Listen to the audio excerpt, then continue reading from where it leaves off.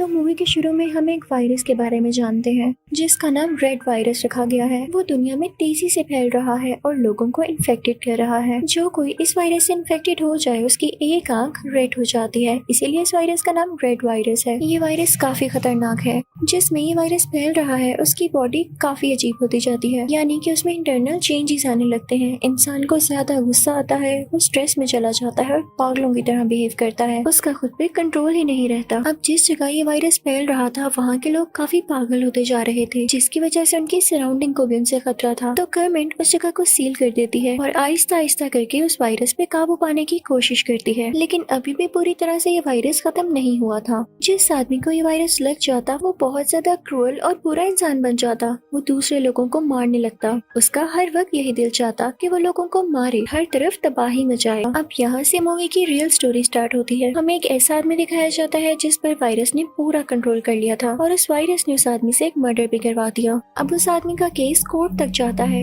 उसके लॉयर का नाम डेरिक होता है। वो सबको यही कहता है कि इस मर्डर में इस आदमी का कोई कसूर नहीं, इसने ये मर्डर जानकर नहीं किया बल्कि वायरस ने इससे करवाया। तो सब उसकी बात मान लेते हैं और उस आदमी को छोड़ दिया जाता है। डेरिक पहले काफी गरीब था। वो हमेशा से ऐसी जॉब करना चाहता था जिसमें एफर्ट कम और पैसे ज्यादा हो। तो डेरिक ये केस जीतने के बाद काफी खुश होता है और अब उसका लाइफस्टाइल काफी अच्छा था क्योंकि उसकी प्रमोशन जो हो गई थी। अब एक सुबह हमें दिखाया जाता है कि डेरिक अपने ऑफिस जा रहा होता है। तभी वहाँ पर एक लेडी आती है जो कि उससे किसी लोन की बात कर रही होती है। वो कहती है कि मेरे घर के लिए मुझे लोन चाहिए, लेकिन बैंक कह रहा है कि हम आपको वो लोन नहीं दे सकते क्योंकि हम ये घर बेचने वाले हैं। अब आप मुझे बताएं मैं क्या करूं? वो काफी परेशान दिख रही होती है और उसका नाम मेलेनी होता है। तो डेरिक मेलेनी से कहता है कि मैं तुम्हारी कोई हेल्प नहीं कर सकता, ये मेरे कंट्रोल में नहीं। जब मेलेनी उसे रिक्वेस्ट करती है कि प्लीज मुझे लोन दे दे, तो डेरिक सिक्योरिटी को बुलाकर उसे वहाँ से निकलवा देता है और फिर उसके बाद वो पानी पीता है और उस पानी में था रेड वायरस। डेरिक बेचारे को क्या पता था कि उसने मेलेनी को तो ये कहा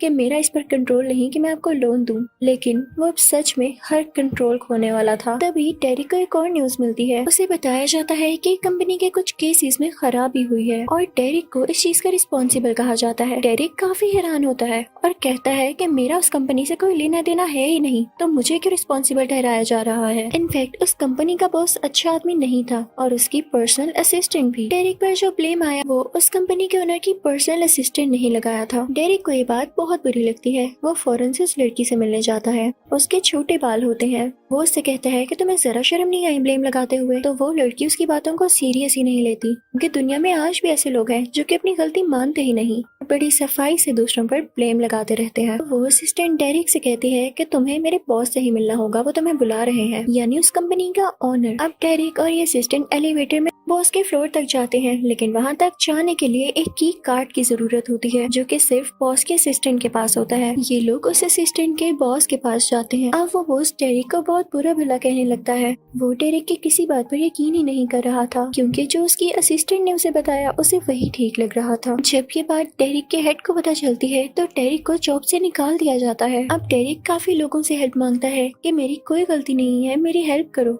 लेकिन कोई भी उसकी मदद नहीं करता। वो कुछ सीनियर लोगों से भी मदद मांगता है, लेकिन वो भी कहते हैं कि इसमें कंपनी की कोई गलती नहीं, इसके लिए रिस्पॉन्सिबल तुम ही हो। और इस तरह से डेरिक को हमेशा के लिए जॉब से निकाल दिया जाता है, यानी जिस कंपनी में वो जॉब कर रहा था वहाँ पे वो दोबारा कभी जॉब नहीं कर पाएगा। तभी डेरिक के पास एक आदमी आता है और कहता है कि सब कह रहे हैं कि तुम्हारी गलती है, तो तुम अपनी गलती मान क्यों नहीं लेते? तो डेरिक कहता है जिस काम का मुझे पता ही नहीं मैं क्यों कहूँ कि मैंने वो किया। तो वो आदमी से कहता है कि देख लो, अगर तुमने मान लिया तो ये लोग तुम्हें पैसे भी देंगे और अगर तुम ना माने तो ये तुम्हें धक्के देके कंपनी से बाहर निकाल देंगे।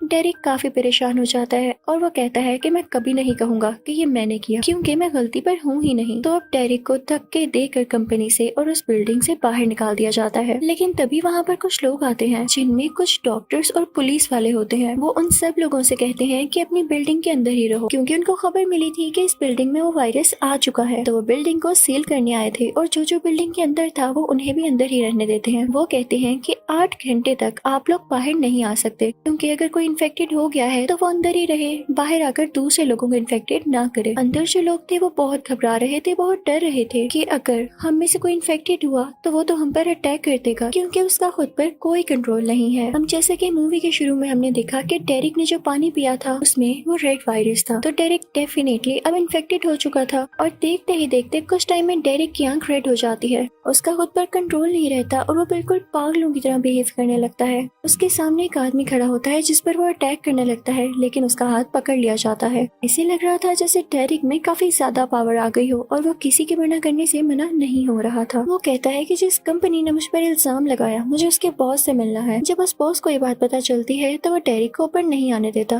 बल्कि वो उसे बेसमेंट में बंद करवा देता है, जहाँ पर वो अपना एक आदमी भी छोड़ देता है। अब उस बॉस के दोस्त डेरिक को मारने लगते हैं, वो उसे काफी जख्मी कर देते हैं, लेकिन तभी डेरिक का दोस्त उसे बचाने के लिए आता है, लेकिन वो आदमी उसे मार डालते हैं, यानी डेरिक के दोस्त को। डेरिक काफी उदास हो जाता है और चिल्लाने लगता है, क्योंकि वो उसका काफी अच्छा दोस्त था और उस बेचारे की तो फैमिली भी थी। अब जब ये बात बाहर फैलती है तो उस कंपनी का बॉस कहता है कि इसे तो वायरस ने मरवाया है, इसमें हमारी कोई गलती नहीं। डेरिक को बहुत गुस्सा आता है, वो उससे कहता है कि तुम बहुत बुरे इंसान हो। डेरिक चाहता था कि उसको जान से मार डाले, लेकिन उसको एक कमरे में लॉक किया गया था, वो काफी जख्मी था। तभी वो नोटिस करता है कि उस कमरे में मेलेनी भी है, वही लड़की जो उससे लोन लेने आई थी। वो उससे पूछता है कि तुम यहाँ क्या कर रही हो, तो वो कहती है कि मुझे भी इस बिल्डिंग में सील कर दिया गया और मुझे भी बाहर नहीं जाने दिया। मेलेनी डेरिक को मारने लगती है, तो डेरिक कहता है कि अगर मैंने तुम्हें लोन नहीं दिया तो इसमें मेरी गलती नहीं थी, मुझे पीछे से कंपनी की तरफ से ऑर्डर्स आते हैं। तुम्हारा घर जो सेल करना चाहता है वो एक फीमेल हेड है। अब तुम मुझे मारना छोड़ो और पहले गौर से मेरी बात सुनो। मुझे भी यहाँ एक हेड से मसला है, क्या हम यहाँ एक दूसरे से लड़ने की जगह उन दोनों का काम तमाम कर सकते हैं? इस वक्त ये बिल्डिंग सील है,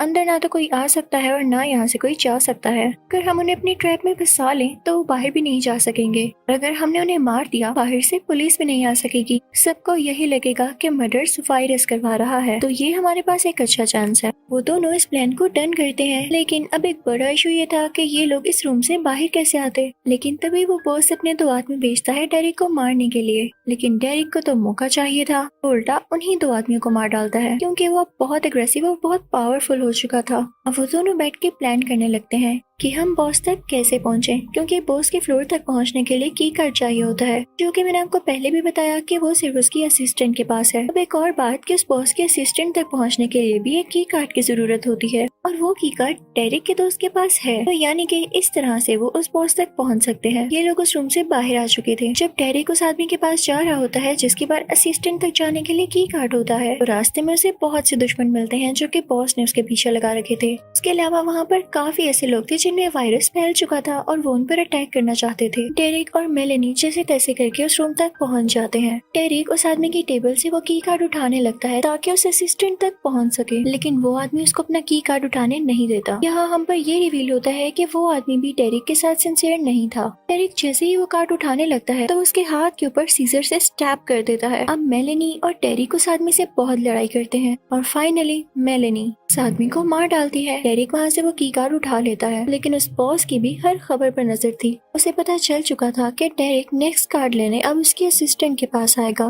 तो वो फौरन से अपनी असिस्टेंट को कॉल करता है। वो उसे कहता है कि तुम अपना की कार्ड बाहर फेंक दो। वो लड़की तो अपने बॉस को ओके कह देती है, लेकिन उसका दिल नहीं जा रहा था वो कार्ड फेंकने का। आगे से वो लड़की अपनी ही असिस्टेंट को कहती है कि इस कार्ड को छुपा दो, मैं इसको बाहर नहीं फेंकना चाह रही। लेकिन डेरिक और मेलेनी उस लड़की तक पहुंच चुके थे, क्योंकि बॉस की उस असिस्टेंट को तो पहले ही पता था कि यहाँ क्या करने आए हैं। वो पहले से ही अपने कई ज्यादा लोग अपने साथ खड़े कर लेती है जो कि डेरिक और मेलेनी से लड़ने वाले थे। यहाँ पे एक बहुत बड़ा फाइट सीन क्रिएट होता है, यानी मेहम। इस नाम पर ये मूवी है। सब एक दूसरे को बहुत मारने लगते हैं, इवन हड्डियां भी तोड़ देते हैं। डेरिक और मेलेनी सबको मार डालते हैं। अब डेरिक सीधा उसी औरत के पास जाता है जो कि बॉस की असिस्टेंट थी और उससे की कार्ड मांगता है, तो वो कहती है कि मेरे पास कोई की कार्ड नहीं। डेरिक उससे कहता है कि मैं तुम्हें जान से मार डालूंगा। तो वो छोटे बालों वाली औरत यानी बॉस की असिस्टेंट अपनी असिस्टेंट से कहती है कि लाओ कार्ड, और जब वो कार्ड लाती है तो वो काफी मेल्टेड होता है और काफी छोटा भी हो चुका था।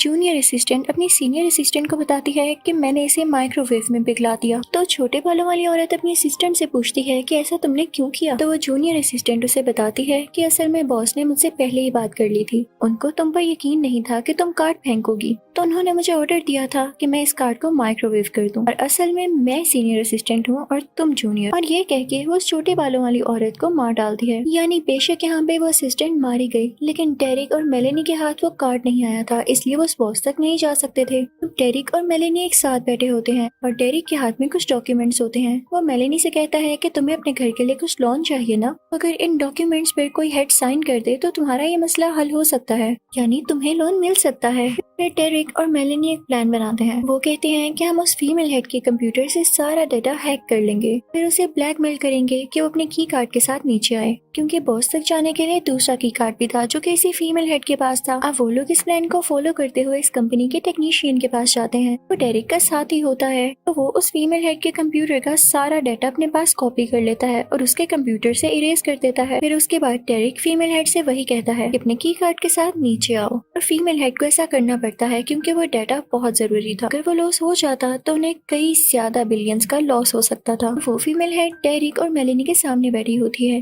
तो डेरिक उस पर गन पॉइंट करके उसका की कार्ड ले लेता है, फिर उसके बाद उसे डॉक्यूमेंट्स देता है और कहता है कि इस पर आपके साइन चाहिए। तो वो फीमेल हेड कहती है कि नहीं, मैं कभी भी साइन नहीं करूंगी। मेलेनी को काफी गुस्सा आता है और वो चिप तोड़ देती है जिसके अंदर उस फीमेल हेड का सारा डेटा होता है। ये देख के उस फीमेल हेड को बहुत गुस्सा आता है, तो मेलेनी पर अटैक करने लगती है और उसे काफी मारती है। दूसरी तरफ उस फीमेल हेड का आदमी डेरिक को भी बहुत मारता है, उसे काफी जख्मी कर देता है, लेकिन फाइनली डेरिक उस आदमी को मार डालता है। दूसरी तरफ मेलेनी अब उस फीमेल हेड पर अटैक करने वाली थी, लेकिन वो फीमेल हेड कहती है कि खाली की कार्ड से ही तुम लोग ऊपर नहीं जा सकते, इसके लिए कोड भी चाहिए जो कि मैं तुम लोगों को कभी नहीं बताने वाली। तभी वहाँ पर डेरिक आता है, तो वो फीमेल हेड डेरिक से कहती है अगर तुम चाहते हो कि वो कोड मैं तुम्हें बता दूं तो तुम इस लड़की मेलेनी को मुझे दे दो, इसने मेरा डेटा रिमूव करके बहुत बड़ी गलती की है और अब मैं इसे लेसन सिखाऊंगी। लेकिन मेलेनी उसका मुंह बंद करने के लिए उसे मारने लगती है, लेकिन तभी डेरिक मेलेनी को बेहोश कर देता है क्योंकि उसे तो कोड से मतलब था और उसने बॉस के पास जाना ही जाना था। वो मेलेनी को उस फीमेल हेड को दे देता है और अब वो फीमेल हेड मेलेनी को अपने साथ ले जाती है। वो फीमेल हेड मेलेनी को टॉर्चर करने लगती है और उसे काफी बुरी सजाएं देने लगती है, लेकिन इससे पहले ही हम पर रिवील होता है कि मेलेनी भी अब इन्फेक्टेड थी, उसकी एक आंख रेड हो चुकी थी और इस बात का डेरिक को पता था। तभी तो उसने मेलेनी को उस फीमेल हेड के पास छोड़ दिया क्योंकि वो जानता था कि मेलेनी अब बहुत गुस्से में आ जाएगी और वो उस फीमेल हेड को नहीं छोड़ेगी। यानी डेरिक ने यहाँ काफी अच्छे तरीके से ट्रिक किया था और वो की कार्ड और वो कोड लेके बॉस के पास पहुँच जाता है। वो बॉस उससे कहता है कि आओ आओ, तुम्हारा ही इंतजार था, मुझे पता था कि तुम यहाँ जरूर आओगे, बस मैं तुम्हें टेस्ट कर रहा था।